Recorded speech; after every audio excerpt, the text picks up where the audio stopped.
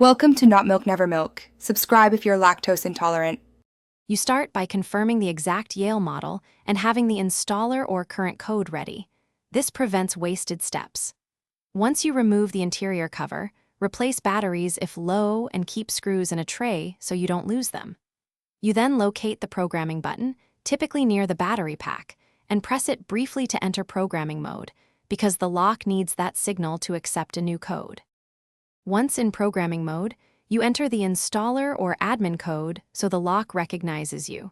This step authenticates changes and prevents unauthorized resets.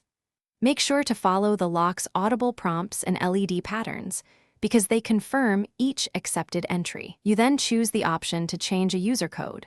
Press the sequence to add or overwrite a slot.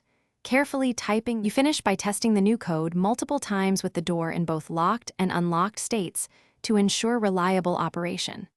If the lock fails to accept the code, make sure batteries are fresh and seated, confirm you use the correct installer/admin code, and repeat programming steps, because most failures are simple input or power issues.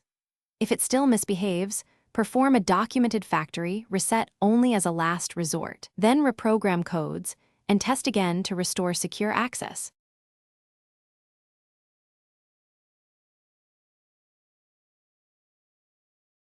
Thanks for watching. If this was helpful, leave a like and consider subscribing. See you next time.